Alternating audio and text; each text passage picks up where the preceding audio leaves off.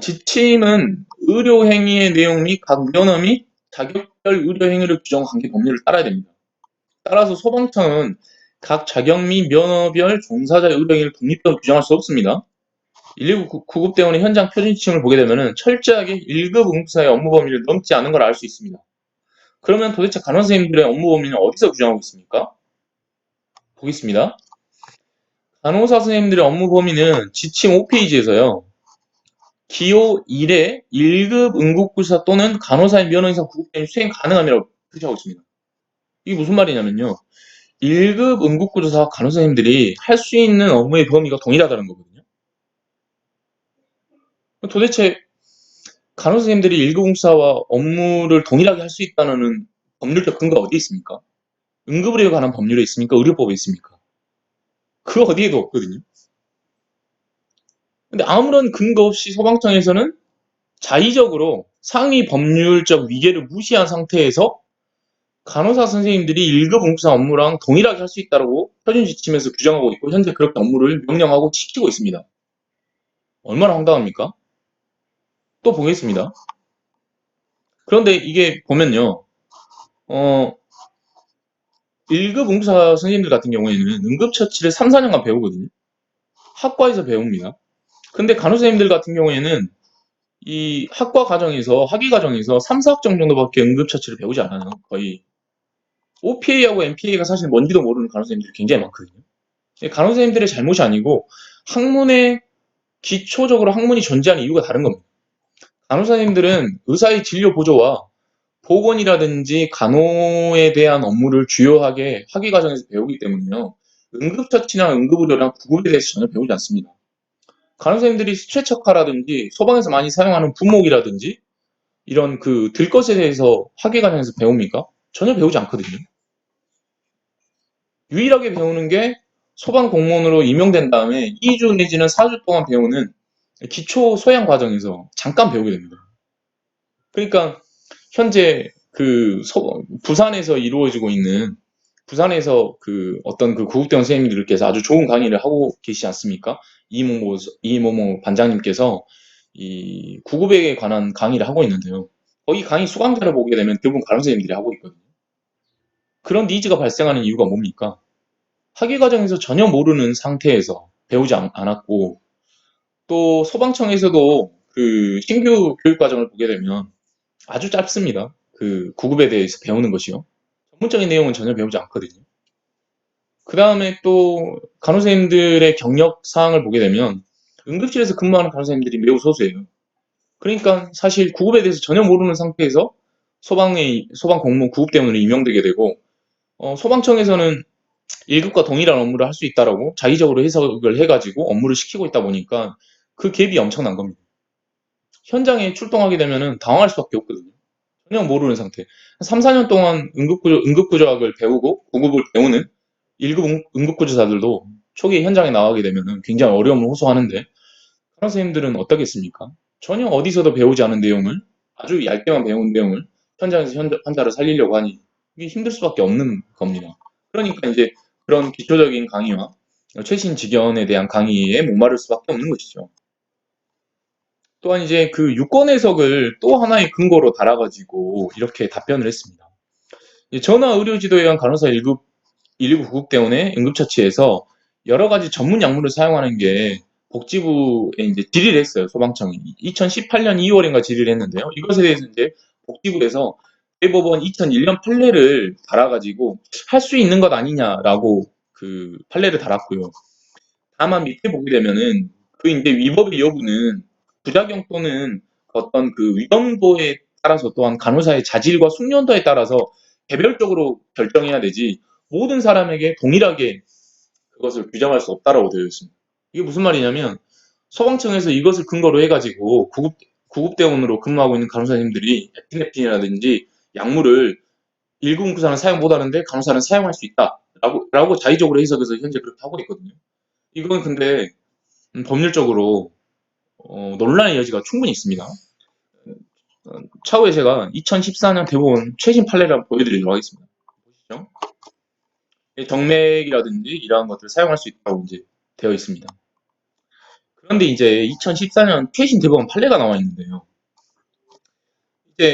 이제 간호사의 의료 행위는요, 개별적으로 지시하거나 위임한 적이 없음에도 간호사가 주도하여 전반적인 의료 행위 실시 여부를 결정하고 간호사에 의한 의료 행위 실시 과정에서 의사가 지시에 관여하지 아니하는 것은 의료법 제27조 1항이 금지하는 무면허 의료 행위에 해당한다고 보고 있습니다. 그러니까 소방구급대원으로 활동하는 간호사 선생님들이 의사가 지시하지 않은 상황에 대해서 현재 응급처치를 하고 있지 않습니까? 의료 지도를 받고 있는 경우도 있지만 의료 지도를 받지 않고 독립적으로 전문적인 의료 행위를 하는 경우가 상당히 있거든요. 이러한 경우에 무면허 의료 행위에 해당할 가능성이 충분히 있는 것입니다. 즉 의료기관 외부에서 의사의 지시 없이 전반적으로 응급처치를 수행하는 119 국대원조 간호사의 독립적 의료 행위와 매우 유사한 판례고요. 이런 경우에 굉장히 위험한 그 사항이라는 것이죠. 또한 이 대법원이 대하여 의사가 간호사로 하여금 의료 행위에 관하여 하는 경우에도 그 의료 행위는 의사의 책임 아래에 이루어지는 것이지 간호사는 그 보조에 불과하다는 것입니다. 치료 보조를 의인해 가지고 이제 하급심에서는 간호사의 진료의 보조를 굉장히 광범위하게 봤어요. 그래서 이 경우는 이제 프로포폴을 의사가 없는 환경에서 간호사가 오더를 받아가지고 시행을 한 건데요. 이 경우에 따라서 의사의 진료 보조 행위 시에 현장에 참여할 필요가 없는 경우도 있는데요. 그런데 지도 감독 하에서 간접적으로 충분한 경우가 있다는 겁니다. 그런데 의료 행위의 성질과 위험성을 고려해야 된다는 거예요. 그게. 그러니까 보조하도록 지시 또는 위임할 수 있다는 것의 의미를 너무 광범위하게 해석해서는 안 된다는 겁니다. 즉 여기 보게 되면요. 의사가 간호사에게 의료 행위의 실시를 개별적으로 지시하거나 위임한 적이 없어요. 그럼에도 불구하고 의사가 주도적으로 전반적인 의료 행위를 실시 여부를 결정하고요. 그러니까 현재 소방에서 활동하고 있는 구급대원 선생님들이 의사가 없는 환경에서 주도적으로 어떠한 판단을 한 다음에 산소를 준다거나 응급처치 행위를 하고 있지 않습니까? 이는 의료법 27조 1항에서 금지하는 무면허 의료 행위에 해당한다고 보는 것이죠. 그리고 이러한 방식으로 의료 행위가 실시되는 경우 이러한 의료 행위를 명령한 의사의 경우에도 공동 전범으로서 대책을 진다라고 되어 있습니다. 무서운 경우죠. 요약을 해보면 간호사는 의료기관 외부의 공간에서 의료행위를 하기 위해서는 명확한 법률적 근거에 의해 가지고 이루어져야 된다는 것입니다. 현재 소방에서 근무하는 간호사님들에 관한 법률은 그 어디에도 법률적인 근거가 없습니다. 유일하게 있죠. 소방 119 구조에 관한 법률에서 규정하고 있는 현장 표준 응급처치 지침이죠. 그런데 그 지침 자체가 1급에 준해서 마련된 지침이고요. 1급과 간호사님들을 동일한 업무를 할 수 있다라고 하는 규정은 어디에도 찾아볼 수 없습니다. 그러니까 소방청에서 계속해서 하위 열거 형식으로 그 법률적인 어떤 그 근거를 만들기 위해서 노력을 했는데요. 의료법에서 규정하고 있지 않고 응급에 관한 법률에서 특별히 규정하고 있지 않기 때문에 어디에도 근거가 없는 것이죠. 다시 한번 요약입니다. 간호사가 주도하여 전반적인 의료행위를 실시한지 여부를 결정하고 간호사에 의한 의료행위 실시 과정에서 의사가 관여하지 아니하는 경우라면 이는 무면허 의료행위에 해당한다고 봐야 된다는 게 최신 대법원 판례입니다.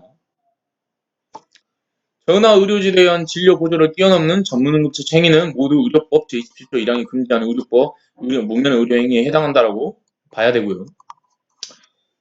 현장 표준 지침에서 1급과 동일한 범위로 의료행위를 할 수 있다는 소방청의 주장은 사실과 달리 상위 법률을 위반한 것입니다. 또한 이는 전문응급처치를 3, 4년을 배우는 1급 응급사와 간호사의 의료적 전문성을 전혀 잘못 해석한 오류이고요. 의료기관 외부에서 활동하는 간호사님들의 의료행위가 의료법에서 특별 규정되어 수행되고 있지 않기 때문에 구급대원으로 활동하는 간호사 선생님들의 경우에 굉장히 위험한 현행 법률상으로 보면 굉장히 위험한 상태이고 위법성이 굉장히 짙다는 것을 시사합니다. 이에 업무 범위의 확대를 주요 골자로 하는 시범 사업이 간호사와 1급 응급사를 동일한 의학적 전문성이 같은 것으로 사실 아무런 근거 없이 규정한 후에 현재 시범 사업을 하려고 하고 있거든요. 이제 원칙적으로 간호사에서 이루어지는 전문 응급처치 안정성이 검증되지 않은 게 사실입니다. 사실관계가 그렇거든요. 다음 내용을 또 보게 되면요. 이게 간호학과의 실습교육 과정인데요. 보시게 되면은 이 구급이라든지 응급을 배우는 게 아주 없어요. 거의 없고요. 실습하는 거는 거의 없습니다. 이론적으로는 3, 4학점 정도밖에 배우지 않습니다. 아주 파편적으로 배우거든요. 이제 B에서 응급구조학을 보게 되면요. 거의 대부분 응급구조, 환자구조와 이송, 또 응급구조학 개론, 응급환자의 평가, 전문의상 처치약, 심전도, 기본임용소술, 전문기도 관리학, 그 다음에 응급에 관한 법률, 현장 응급처치 실습, 임상 실습, 구급 현장 실습. 이렇게 구급이라든지 응급을 굉장히 전문적으로 배우고 있습니다. 그러니까 이제 구급 같은 경우에는 이 구급대원으로 응급구조학과로 졸업하자마자 그 특채로 임명되기도 하거든요. 이게 소방안전관리학과라든지 이 관계 유관 어떤 그 학과들이 특채로 임명되는 것처럼 구급대원으로서 특채 임명되고 있는 것이 사실입니다. 물론 임상 경력이 없기 때문에 부족한 부분이 있지만 충분히 이런 그 구급에 관한 전문 응급처치를 배우기 때문에 소방에 그 유능한 슈퍼바이저가 있다고 한다면 그 이런 임상 경력 없는 신규 응급구조학과 출신 구급대원이 실수하지 않고 환자를 볼 수 있는 여건이 충분히 마련될 수 있는 것이죠. 그에 비해서 안타깝게도 이 간호학에서는 구급에 관한 내용을 전혀 배우지 않습니다. 사실 이게 사실입니다. 그 다음에 또 보게 되면 제가 이제 2018년 후반부에 전국 시도본부에 그 구급대원 최근 3년간 경력장 구급대원 출신 및 세부 경력을 정보공개 청구를 소송해가지고 이 자료를 받아냈습니다. 여기 보게 되면요. 대구 같은 경우에 3년 동안 구급대원으로 임명된 비율을 보면 간호사가 111명이고요. 응급구조사가 17명입니다. 뭐 한 10%도 안 되는 비율이거든요. 그 다음에 충남 같은 경우에는 비슷하고요. 부산 같은 경우에도 마찬가지로 134명 대 14명으로 거의 대부분 90% 이상 간호사님들이 들어가고 있습니다. 근데 여기서 문제가 뭐냐면요. 거의 대부분의 경력을 보게 되면 응급실 경력자들이 거의 없고요. 이제 병원이라든지 치과병원이라든지 한방병원이라든지 요양병원이라든지 의원에서 2년간 경력을 축적해가지고 구급병원에 임명되고 있는 것이죠. 거의 심각한 문제거든요. 그러니까 요양병원이나 의원에서 근무하면서 응급환자를 봅니까? 거의 대부분 간호사님들이 이런 데서 근무하면서 소방구급병원을 가고 있습니다. 이게 현재 굉장히 큰 문제거든요. 의료기관에서는 자꾸 간호사님들을 부족하다고 하고 있는데 이제 남자 간호사 선생님들이라든지 이런 분들이 정말 그 여초 사회에서 견디지 못하면서 다른 탈출구로서 구급대원으로 들어오고 있는데요. 안타깝게도 경력도 응급의료를 배울 수 없는 경력자가 대부분이고요. 학위 과정에서도 전혀 배우지 않습니다. 물론 응급구조사들 경우에도 응급실이 아닌 부분에서 경력을 많이 쌓고 있는데 그래도 응급구조사들 같은 경우에는 이 학위 과정에서 응급이라든지 구급을 배우게 되거든요. 그러니까 아쉽긴 하지만 그런 약점들이 조금 보완이 된다고 볼 수 있습니다. 그런데 안타깝게도 간호사님들 같은 경우에는 경력도 요양병원 경력자들이 상당하고요. 후원 경력자들이 상당하고요. 이 보시게 되면 한의원 경력자들도 있습니다. 한의원에서 경력을 쌓아가지고 간호사님들이 학생 때도 배우지 않고 경력도 한의원 경력인 구급대원으로 채용된다. 이게 좀 아이러니 아니겠습니까? 요약을 보면요. 이 상당수 인원이 응급과는 전혀 상관없는 기관에서 경력을 축적하고 있고요. 간호학과 중에서 응급을 배우지 않습니다. 학위 과정 중에서. 네. 굉장히 안타깝죠. 즉 응급 및 구급에 관한 비전문 인력이 현재 구급대원으로서 활동하고 있는 것이 사실이라고 볼 수 있습니다. 그런데 이러한 인원을 1급 응급구조와 동일한 의학적 행위가 가능한 인력이라고 자의적으로 해석해가지고요. 아무런 의학적, 학문적 근거가 없음에도 불구하고 동일한 전문 응급처치가 가능한 인력이고 동일한 업무 범위가 가능하다고 지금 소방청에서 업무를 규정해가지고 지금 시키고 있습니다. 얼마만큼 위험한 그 소방청의 어떤 행정명령입니까? 하물며 이러한 인력을 아무런 검증 없이 전문 응급 자체가 가능한 시범 사업으로 편성해가지고 운영하고 있거든요. 국민의 생명을 담보로 마루타 시험을 하고 있는 거라고 봐도 아무런 어떤 반박할 수 있는 논리가 별로 없어요. 보십시오. 어, 실제로 배우지 않은 선생님이 현장에 가가지고 기관 내 사건이라든지 전문 약물이라든지 에피네핀이라든지 아미오다론이라든지 어떠한 지혈제라든지 이런 것들을 응급실에서도 배우지 않았고 학위 과정에서도 배우지 않았는데 현장에서 준다. 이게 말이 됩니까? 정말 국민 생명을 위협하는 이런 비윤리적인 이런 시범 사업이 아닐 수 없습니다. 1급 응급사와 동일하게 구분하여서 법률 개정을 또 시도하고 있는 것 자체도요. 엄밀하게 따지면요. 소방청의 현재까지의 과오입니다. 피전문성을 보여주고 있는 거예요. 그동안 현장에서 고생하고 있는 간호사님들을 전문 교육을 시킨다든지 하는 그런 어떤 절차도 거치지 않고요. 무면의 의료행위를 방조하고 있는 겁니다. 그리고 이런 방조행위를 무마하기 위해서 현재 행정안전부령으로 독립적으로 119 구조를 한 법률에서 업무 범위를 규정하고 있는 것으로 볼 수 없거든요. 네. 의학적인 기준이 어디 있습니까? 혹시 소방청에서는 구급대원 중에서 이 두 구급대원을 따로 편성해가지고 의학적인 어떤 전문성이라든지 적절성을 평가한 데이터가 있습니까? 있다면 한번 공개를 해주시기 바라고요. 개선 방안을 보게 되면요. 이제 119 구급대원 중 전문 응급 간호사 자격이 없거나 2년의 인상 경력에서 응급실 근무 경력이 아닌 인력의 경우에는요. 1급 응급구사 및 전문 응급 간호사의 둔에서 2, 3년의 구급 전문화 과정 교육 과정을 이수해야 됩니다. 내지는 구급대원으로서 간호사 선생님들을 채용할 때는 본인을 위해서도 또 구급의 전문성을 위해서도 응급 전문 간호사가 있는 간호사 선생님들을 구급대원으로 채용하는 것이 사실은 맞습니다. 최근 이 부산을 중심으로요, 아주 기초적인 응급처치 강좌, 거기에 이제 최신 지견이 곁들여져 있는 강좌가 굉장히 인기를 끌고 있거든요. 저는 굉장히 좋은 움직임이라고 보고 좋은 강좌를 보고 있습니다. 그런데 이러한 니즈가 급격하게 증가하고 있는 원인에 대해서 저희가 한번 분석해 볼 필요가 있어요. 이것은 간호사 선생님들의 구급대응 채용 비율이 급격하게 증가한다고 볼 수 있거든요. 그러니까 상관관계가 충분히 있습니다. 네. 강의하시는 선생님은 충분히 존중하고요. 선생님께서 얼마만큼 열심히 하고 있는지 충분히 알고 있습니다. 네. 그런데 그 내용을 보게 되면 응급구조학에서 물론 최신 지견이 포함되어 있는 부분도 있지만 아주 기초적인 내용들이 있는데요. 선풍적인 인기를 끌고 있습니다.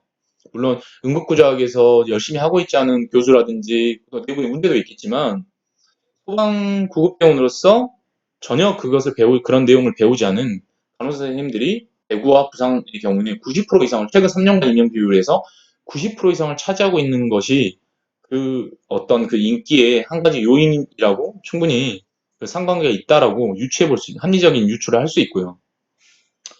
또 그렇지 않은 인력의 경우에는요. 2급 응급구조사와 동일한 수준으로 응급처치를 하게끔 하는 것이 맞다고 봅니다. 2007년 보건복지부의 유권 해석에서 보면은 1급 응급사 자격이 없는 간호사의 경우에 2급 응급사와 동일한 수준으로 응급처치를 해야 한다라고 유권 해석을 한 게 있거든요. 그런 것들을 좀 참고해 볼 만합니다. 이 정도로 제 강의를 내용을 좀 마무리하고요. 부족한 부분도 좀 많이 있었는데요. 제가 사실 강의에 대해서 전혀 준비하지 않고 그냥 지금 PPT를 만든 게 한 1시간 정도 걸렸습니다. 1시간 정도 PPT 만들어가지고 급하게 강의하다 보니까는 중원부원한 부분도 있고 여러 가지 좀 부분이 있습니다. 부족한 부분이 있습니다. 좀 이해해 주시고요.